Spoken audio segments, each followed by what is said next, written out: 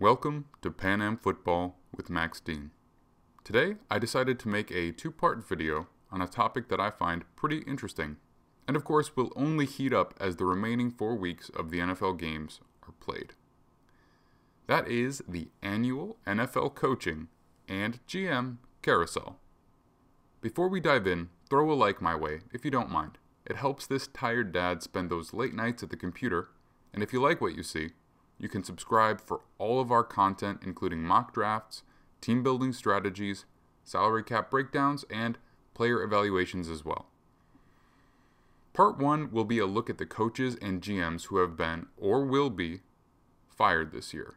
And Part 2 will focus on the desirability of each vacant position, as well as the potential new hire candidates. Now, every year over the next month and a half or so, a number of NFL teams make organizational changes regarding their head coach, general manager, or both. This year being no exception, we already have 3 coaches released, 4 GMs released, and assuredly a few more on the way. Be sure to comment below if you agree or disagree with any of my assessments. Before we look at potential candidates, let's take a quick moment to say goodbye to those that have already been relieved of their position. Bill O'Brien was the first to go, and the only one to hold both the head coach and general manager position for his organization. O'Brien's ill-advised trades, including exporting Jadeveon Clowney, Dwayne Brown, and DeAndre Hopkins for under-market value, while simultaneously importing Brandon Cooks and Laramie Tunsil for over-market value, cost O'Brien his job as both coach and GM. The recent losses didn't help, but would not have been enough to punch his ticket out of town alone.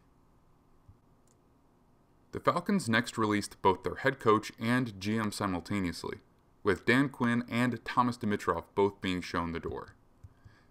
Dimitroff lost his job primarily as a result of his recent draft misses, including the selections of underperforming players such as Vic Beasley or Takk McKinley, and some ill-advised contract decisions along the lines of Devontae Freeman, Dante Fowler Jr., and Desmond Trufant.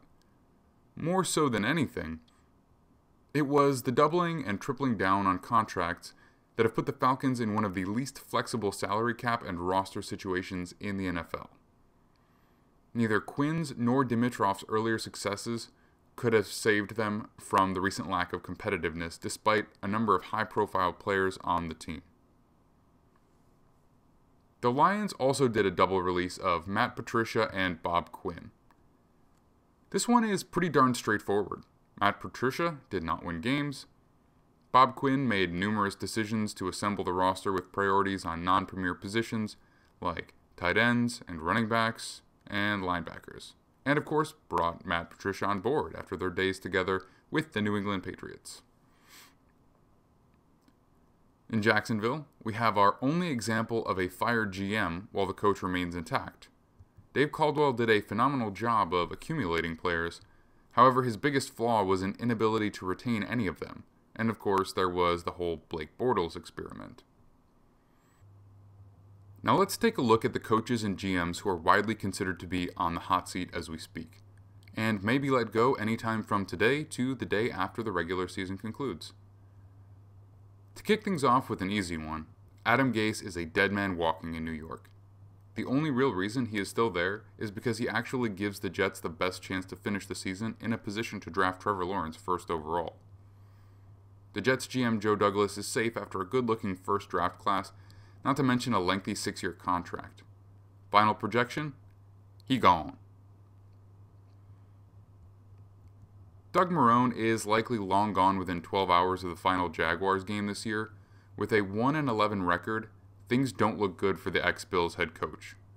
The one question that lingers is, why not let Marrone go at the same time as Caldwell? There's a small chance he has convinced ownership that he is a good coach with a better roster, but much more likely is that the Jaguars are content to finish the season without upsetting the high draft pick apple cart. Final projection? He gone. Here we get into less surefire territory. No pun intended. The Chicago Bears have sputtered into an utterly uncompetitive stupor after a hot start. The lack of answer at quarterback is the single largest issue, but the cliff dive that has occurred post-Week 5 has implications that go beyond simply lackluster quarterback play. In my humble opinion, Ryan Pace needs to be released without question. The Bears have spent their last 5 first-round selections on an edge player that they cut after 4 years, Mitch Trubisky, an off-ball linebacker, and an ultra-expensive Khalil Mack. Add in a few bad signings, and that's a no-brainer firing. The question is, do you keep Matt Nagy after 1 good season and 2 bad ones? I would say not, particularly after the train wreck that 2020 has become. I tend to think Bears ownership will agree with this assessment. Final projection? They gone. As we move to the Chargers, we arrive at a point in which my opinion may differ from the decision makers of the team, or at least I thought it did up until fairly recently. I do not think Anthony Lynn should be retained as the head coach, as there have been too many questionable in-game decisions regarding game plans and clock management. I think Lynn is a good coach, just not a good head coach. With impact players at premier positions, the Chargers are simply not in a position where they should have such a poor record relative to their roster. Conversely, I'm about 50-50 in my opinion of Telesco. I'm not high on him as a GM, however, he has overseen the drafting of a number of star players including Joey Bosa, Derwin James, Hunter Henry, and Keenan Allen. I believe that while he may be a good judge of talent, I question some of his decisions when it comes to prioritizing certain positions, including Melvin Gordon in the top 10, and trading up for Kenneth Murray, with needs at much more important positions. I suspect he is safe after knocking the Justin Herbert pick out of the park. The question to me is, really, will the Chargers give Lynn 1 more year? But if it were up to me, I would say best of luck to him and look for a replacement who can take this solid roster and elevate it. Final projection, Lynn gone. The Denver Broncos are another interesting situation. To me, John Elway's inability to solidify the quarterback position is a situation that may not allow the Broncos to return to contention while he's present. After being faced with the incredibly lucky situation of a free agent Peyton Manning and a solid offensive situation to offer him, Elway has missed on prospects including Brock Osweiler, Paxton Lynch, and, in my opinion, Drew Lock. Elway has had some hits in the draft, but his best attribute as a GM seems to be an ability to lure quality veterans to his team. Unfortunately, none of this is really relevant unless you find a franchise quarterback, and I'm not sold on Drew Lock as far as that goes. My best guess is that Elway will be in Denver for at least 1 more year, as Super Bowl championships tend to buy you a little extra time. I'm not sure firing Vic Fangio makes sense if they want to run with Drew Lock another year. If Lock falters and they return to the draft for a quarterback, that may be the right time to look for new leadership. Final projection, still here. The New York Giants have a tricky situation. Dave Gettleman has been on the hot seat for what feels like forever, and yet they brought in a new head coach just this past offseason. Giving a coach only 1 year is bad business generally, especially since it was a crap roster and it looks like they are improving their play. However, what can you really point to as a good reason to keep Gettleman around? Drafting a running back 2nd overall when you need a quarterback, then the Daniel Jones pick, the DeAndre Baker pick, and now he had first choice of offensive tackles in a loaded class, and it looks like Mekhi Becton, Tristan Wirfs, and Jedrick Wills are all better rookies than Andrew Thomas. Ultimately, this may come down to whether the Giants can come away with a division title in a very weak NFC East.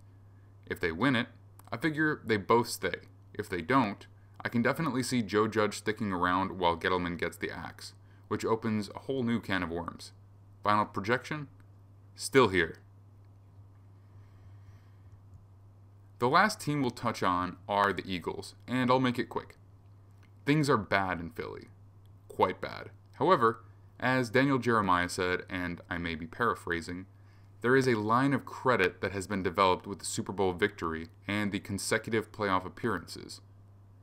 I'm not sure there's anything Roseman or Peterson could do from a football perspective that could punch their tickets out of town this offseason, though they would enter 2021 on a much shorter leash. Final projection? Still here. So based on my final projections, the league will be looking for 7 new head coaches and 5 new general managers. The Texans, Falcons, Jaguars, Lions, and Bears will all be in the market for the double hire of coach and GM, while the Jets and the Chargers will be exclusively looking for a coach. Thanks for watching part 1. Check out part 2 for my breakdown of potential coaching candidates, as well as the most desirable coaching and GM positions that will be available.